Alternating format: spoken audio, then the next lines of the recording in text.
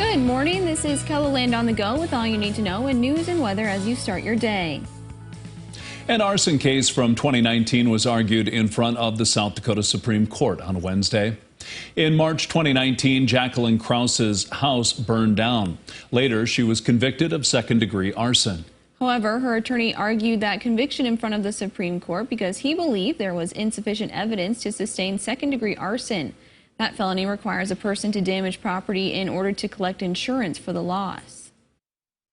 Remarkably, there isn't one piece of document that has anything to do with her insurance policy.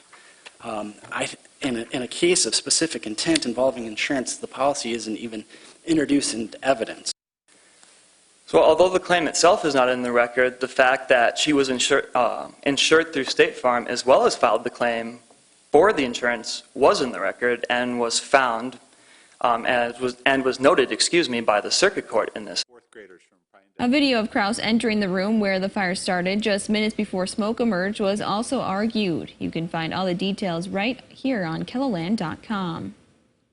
A volunteer firefighter from Wentworth, South Dakota, we told you about last week, who traveled to Ukraine in the war effort, has been suspended. Greg Zimmerman tells KELOLAND News that he was informed last week while he was still in Ukraine that he was temporarily suspended from his duties as a volunteer firefighter. Zimmerman says he was told by other firefighters that he violated the department's policy by wearing his Wentworth firefighting gear, but says he's still waiting for an official answer. And so, yeah, I'm sitting here wondering what's going on when nobody will really tell me. We reached out to the Wentworth fire chief to find out why Zimmerman was suspended and for how long. We posted his response under this story. Turning to weather now with meteorologist Scott Munt, looking at some rain for the weekend. Scott. We are looking at widespread rain chances as we do go through this coming weekend, starting as early as, even today. A couple of scattered thunderstorms may develop in southeastern South Dakota. That will happen late today during the late evening hours. Our forecast high in Sioux Falls is 461 today. We'll continue to watch our development of showers, thunder showers in southeastern KELOLAND. In northeastern South Dakota, Aberdeen's high at 55, an east wind of 10 to 20. In central South Dakota, Pierre will have a high temperature of 62 with a light east wind. And western KELOLAND, Rapid City's high temperature at 60. More details in the KELOLAND Live Doppler forecast coming up. Thank you, Scott. Students in the Augustana Choir are preparing for this weekend's 100th anniversary celebration.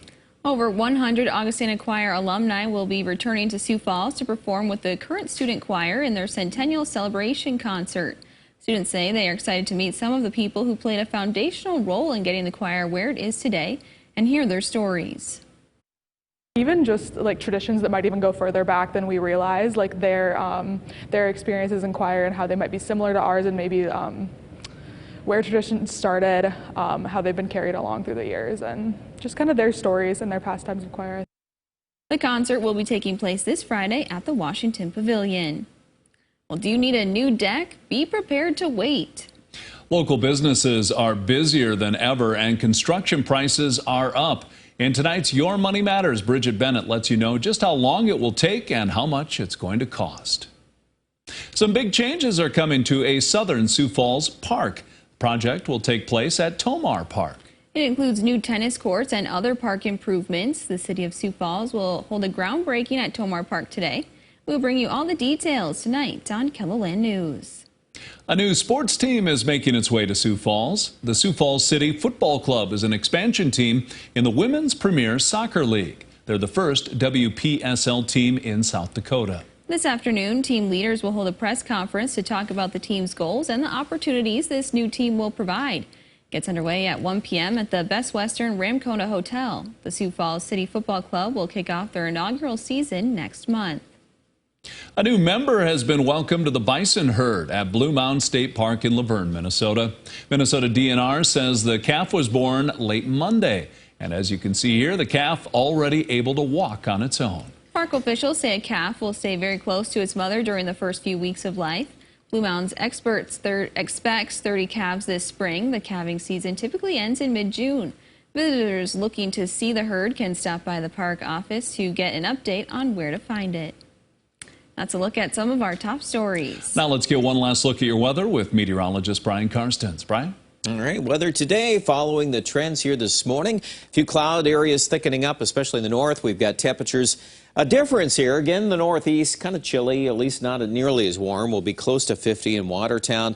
Those 60s will be coming into southeast South Dakota through midday. I do think we have the setup here for some sprouting of a few scattered showers and thunderstorms. Not everybody gets wet, but just kind of keep that in the back of your mind as you're out busy this afternoon. Yankton to Pipestone to Marshall. Then we're going to watch, I think whatever does flare up this evening in the southeast will come down and scale here tonight. And then we'll regroup. We're going to watch developing rain chances first in western and central South Dakota. Then that will likely expand during the coverage during the afternoon. And it looks like a good shot at some much-needed rain for portions of central and western South Dakota. Sioux Falls area, I can't rule out some things scattered during the day, but your best bet really along Interstate 29 is going to wait until evening, and even this is a snapshot toward 10 o'clock Friday evening, and that's when this rain and thunderstorm activity will be rolling off to the east. So keep that in mind. There could be some snow this weekend. Best bet is the northern Black Hills Friday night into Saturday morning. Some local 6-inch snow totals there. You can clearly see the heaviest totals central South Dakota. And really, you cut to the bottom line here. That's the area that needs it the most, is some of this area around Pierre, and of course south of there is probably the worst of the drought. So we'll hope for at least some help. That's the takeaway here in our forecast. 68 today, Yankton.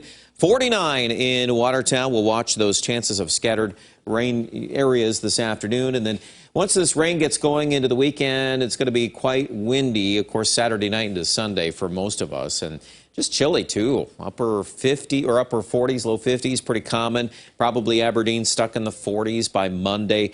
Now, there is another system kicking into the plains by, I would say, Tuesday, Wednesday of next week.